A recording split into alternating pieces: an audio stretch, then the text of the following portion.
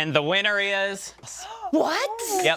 Today, we are talking about every Southerner's favorite food, barbecue, and the most important part of it, the sauce. We'll be making 3 of Alabama's iconic sauces and really putting them to the taste test with a few lesser known ones. So let's get saucy.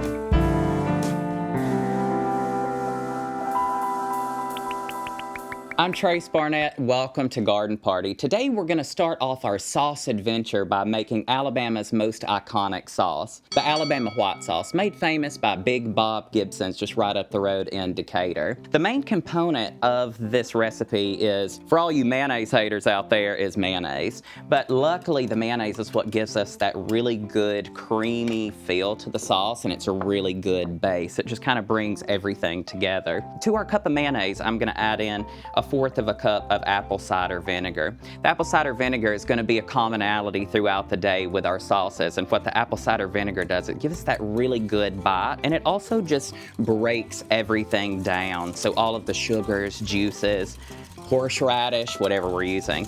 I'm going to add just a tablespoon of prepared horseradish. I'm going to add in a tablespoon of lemon juice, just for a little brightness, and a helping dash of hot sauce. So that's the great thing about making your sauces at home, is you can make them as hot or mild or anything you want.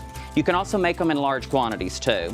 I love using a whisk when I'm making my sauces because I'm able to really dive down and dig up those ingredients that are kind of hanging out on the bottom. Plus it really incorporates all of the ingredients well together and you won't have any clumps. So when you come across the Alabama white sauce, it's so speckled with pepper and so beautiful. So I went a little extra, so pepper to taste, but put in a lot.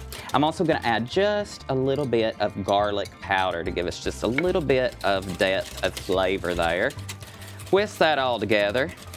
Let's do a little taste test first. That's the great thing about sauces. So whatever your sauce tastes like at initial taste, that's what it's gonna taste like the rest of the time. So there's plenty of time and ease to adjust as you work through your sauce.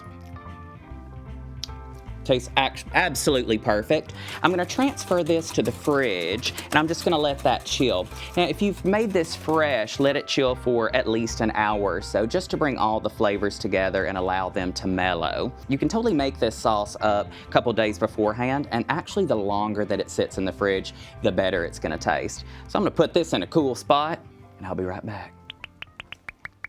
Our next stop on our saucy adventure is Central Alabama, where we'll make a tomato vinegar-based sauce that's perfect on ribs, barbecue, chicken. It's very similar to the barbecue sauce that you're used to, and when you think of barbecue sauce, it's really gonna bring back a lot of nostalgic memories.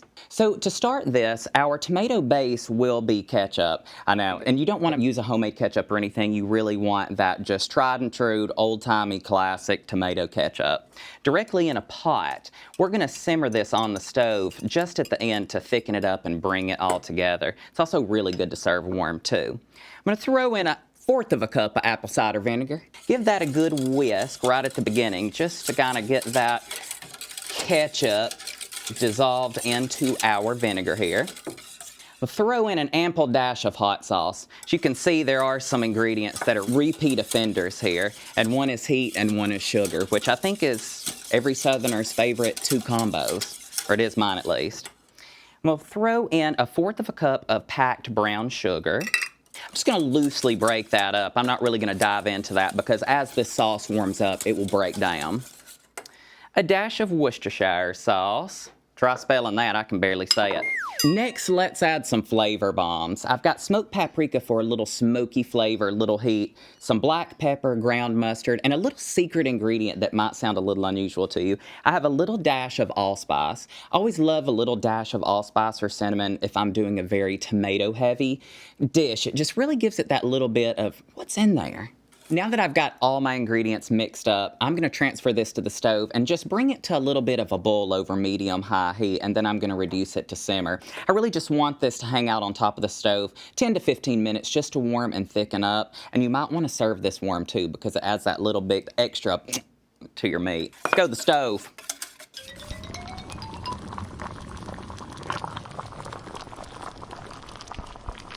We're back from the stove and our sauce is bubbly and warm and married together beautifully. A great thing that you could do, especially if you're going to use this sauce right in the midst of summer, is to just roast some tomatoes from your garden and then add that to your sauce right at the end. It adds a little bit of texture and it's also really pretty too. And I'm done with that sauce. That's all there is to say. We're gonna keep on heading south on our saucy journey and end with a mustard-based sauce that's like sunshine in a jar. It's tangy, zippy, and sweet, and wonderful on everything from pork chops to okra. To start this mustard-based sauce, I have combined 2 mustards here, and I have combined just regular old plain Jane yellow mustard, and I've added just a little bit of Dijon in there just because it's my favorite. Stir that well, just kind of get a little air in there and fluff it up. I'm gonna start by adding just a good amount of black pepper, and then of course a little bit of honey. That's gonna give us that little bit of sweetness that we want in contrast with the little zippiness of that delicious mustard. Put that last little drop in there. My bees work hard for that. A little bit of brown sugar, some apple cider vinegar. Give this a little stir too. One of my favorite ways to make sauces also is I love to make them in actual measuring cups because it's the perfect way to pour them and it's also the perfect way to store them if they need to chill or something like that. So these sauces are easy to double, triple, add whatever you want, but check out our webpage for the base recipe to get started. Now let's add in our little flavor profile here. We just got same contenders, onion powder, garlic powder, just a tiny bit of cayenne for a little heat, and then we have some salt. Of course, all the seasonings are to taste too, so if you don't agree with one or more, change it to something you like. Delicious. So now that we've got our mustard sauce made up and ready to go, this of course is just like all of the other sauces and easily stored in the refrigerator for up to a month. Totally make this beforehand. Be ready for your party with beautiful flavor bomb.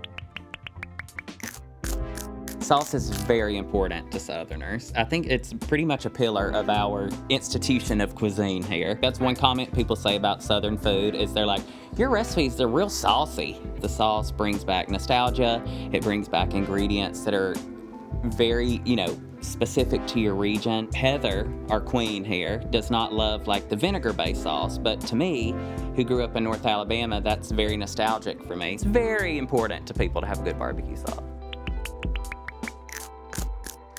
We're here with 2 very important Garden Party crew members, gonna help taste test a little bit today. Hi, I'm Annie. I'm Callie. And they are gonna be our official on-camera taste testers. All the behind-the-scenes people are tasting too. But we've got our rubric here handy. We have our blank canvas of barbecue, and we are ready to sample away. Y'all ready? Yes. I can't wait ready. to hear. So we've got an Alabama native and I'm a Mississippian. So I'm interested to see what you think about these Alabama sauces. Yeah. First things first, let's start out with this. Hope the name doesn't give it away. A little bit of white sauce. There is your official cup. Just based off of look, I love seeing the pepper in there, seeing the contrast. Seems like a good viscosity, a good texture. It's got a good tang to it too. I like that little bit of tang that it has. A Yeah. little bit of citrus in there. Yeah, at that first bite, I'm just like, woo, it wakes you up. It's good. And you can't tell that it's really mayonnaise based at all, can you? No, It has no. no mayonnaise texture. So the Alabama white sauce is, I think, probably the most recognizable barbecue sauce in the state. For some reason, it just works so well on chicken. That's my favorite thing to put it on. My recipe is a variation on a good family friend of ours, Betty Colburn. And her teeth are in my bathroom, so you can tell her you like the sauce after. So this is gonna be our vinegar pepper version. So this is like super North Alabama, super Appalachian. This is probably the most standout texture that we have in our sauce lineup here. As you can see, it's very thin. Yeah. Oh, I smell it. Like the moment you handed it to me, it was just like, And it smells, Oh, yeah. you can instantly kind of get that vinegar bite, and then also, not only from the visuals of the heat floating on top, but you can smell it. I know, I'm a little intimidated, but I'll go for it. It's good. It's got that good vinegar taste, but there's like a sweetness to it. Just that So little it's bit not of too much. What you think? Yeah, I can drink it. So vinegar pepper is the traditional sauce that I grew up on. It's very Appalachian. Of all of the sauces, I think it probably has, been made the longest. The sugar sweetens it. The base is the actual apple cider vinegar. Of course, the added pepper flakes, a little pepper sauce, that adds to the heat factor. So, you leave it overnight in the refrigerator for a few days and it really mellows out into this wonderful sauce that also can be used in a slaw. Next up is our tomato vinegar. This is our Central Alabama. This is gonna be probably the most kind of, not gonna give you my any. sauce. This is gonna be the most iconic, both in texture, flavor, look, feel. Yeah, I can get the ketchup right away, which I think is a good thing. It's not too tomatoey, but yeah, it's like their classic, like red, kind of mild barbecue And it's sauce. got a little bit of bite to it too, Yeah, just it that does. little bit of in the back. It's subtle. The tomato vinegar sauce is very much like the classic standard barbecue sauce that you think of. This is one of the only ones that requires cooking simply just to thicken it up and kind of marry it all together. Like say I'm doing some ribs and I add that almost as like a sticky kind of glaze. So that's a lot of uses. That's one of the best sauces. So of course this one is a little bit different as you can see in the color, and I love the color of this. I think it just makes any dish just so beautiful.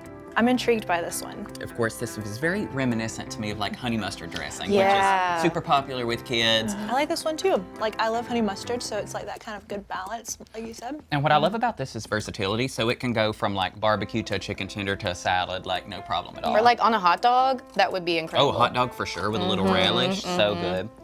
It's essentially honey mustard, but since we're putting it on barbecue, it's a mustard barbecue sauce. And I love the color. It's sunshine in a bottle, and it just looks like summer when you put it on a dish. Especially pretty when you mix a little chow chow on top. And I love how like all of the regions kind of have these influences. So the mustard sauce is very much that Carolinas kind of influence there. Okay, so this is gonna be another one that's gonna be a little different in terms of texture that you're not so much used to. A little thinner. This one has another secret ingredient that I want y'all to see if you can pick up. That's why I'm not gonna say what this one is first off. Off the bat, I'm kind of getting that Worcestershire. For sure, Worcestershire.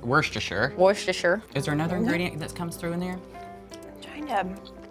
It's definitely sweeter. So we've got backstrap molasses in there, and sorghum syrup. So molasses, I think, is one of those ingredients that you either love or hate anyway. Immediately controversial. I love that little bit of kind of smoky depth of flavor it adds to it. It has that really nice sticky glaze. You could even use that on Thanksgiving turkey if you wanted to. And this is gonna come back and be more of, again, kind of a traditional sauce that we're used to. So what's crazy to me is all these different sauces are so different in color. Yeah. And they're so different in taste, but a lot of the overlapping ingredients are the same. This is our Wiregrass red. So this is, another South Alabama, Central Alabama kind of staple. It kind of has a smokiness just on the I smell. love that little bit of smoke. And I like there's like a tiny bit of heat on it, like a little. Very subtle. So that's just a tiny, tiny little bit of heat that I just feel like you need that Yeah. for some reason. Yeah. You know when you're hitting the Wiregrass, when you're headed to the beach and the grass turns dune-ish. Real wiry, like the kind of wire you can cut a piece of cheese with. This was in the top 3 that I thought would rank highest as well because it kind of has the same similar nostalgic classic things, the notes that you want to hit on a classic barbecue sauce. So I think it's the traditional sauce that we're used to, but it's just oomphed up a little bit more. Last but not least, and this one I think was the one that got the most questions from the crew. And this is one of my favorites too. So this pecan spiced version is a citrus pecan spice, super spicy, roasted pecans in there. Now this one's great if you're doing like a pork loin, if you're doing a really good like thick cut pork chop. You can totally take this and puree it to make it more of a smooth barbecue sauce like we're used to. I like it chunky, especially if you're using it over a good piece of pork. Oh, that one's interesting, but I dig it.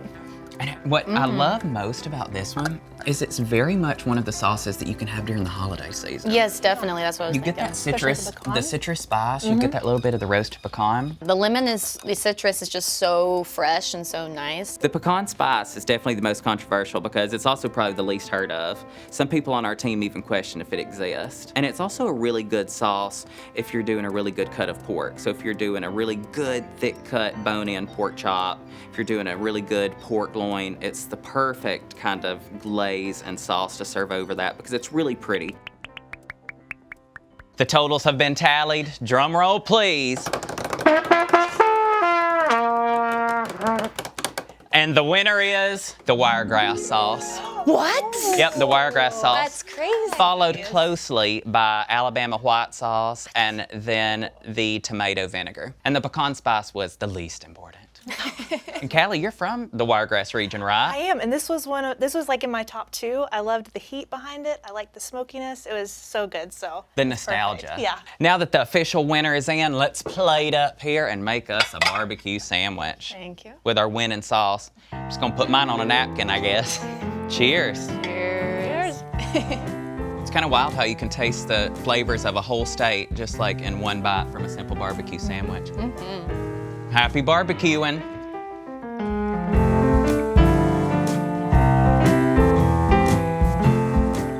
So let's get saucy. Let's get saucy. Sounded like very WWE. Yeah, it's like I need to be in a bikini. I don't know why I'm adding that inflection. I feel like it's important. Hold on. We have 2 very special guests here today from the Garden Party crew. Hi, I'm Annie. I'm Callie. Sorry. Sorry, I thought you were say throwing you, it, sorry. Jan. Okay. I got him. He's wounded. Smush him. I don't want to get him in the barbecue. I'll write you a check for $50 if you ate it. I ate an ant for like 20 bucks once. A big one.